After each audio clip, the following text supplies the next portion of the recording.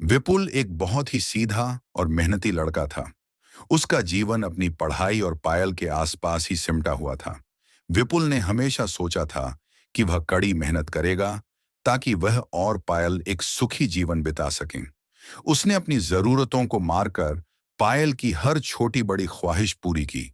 विपुल एक छोटे से स्टार्टअप में काम कर रहा था और दिन रात मेहनत कर रहा था ताकि उसे प्रमोशन मिले और वह पायल के घर वालों से बात कर सके।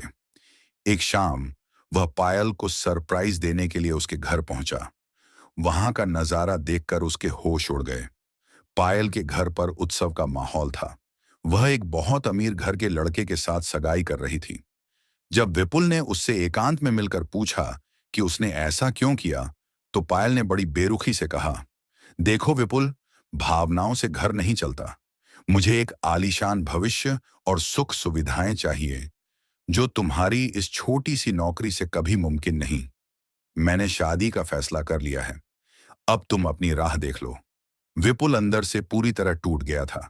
कई दिनों तक वह उदासी में डूबा रहा, लेकिन फिर उसने अपने पिता की मेहनत और अपनी काबिलियत के बारे में सोचा। उसने फैसला किया कि वह रोएगा नहीं, बल्कि दुनिया को अपनी असल कीमत दिखाएगा। उसने अपनी पूरी ऊर्जा अपने पुराने सपने आईएएस, यूपीएससी की तैयारी में झोंक दी। उसने खुद से वादा किया कि वह तब तक चैन से नहीं बैठेगा जब तक वह सफल नहीं हो जाता। वह दिन रात पढ़ाई करता और खुद को पूरी तरह बदल लिया। 4 साल की कड़ी तपस्या के बाद परिणाम आया।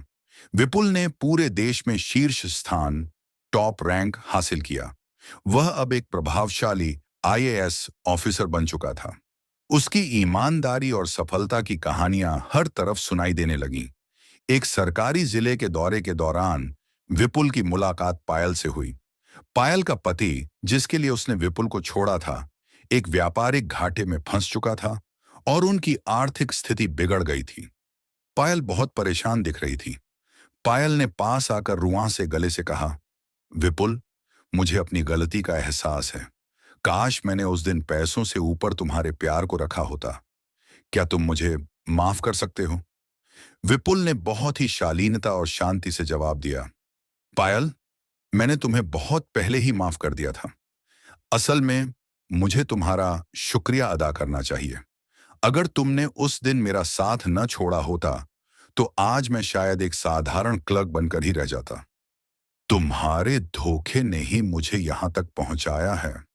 विपुल की गाड़ी आगे बढ़ गई और पायल के पास केवल अपनी पुरानी गलतियों का पछतावा रह गया।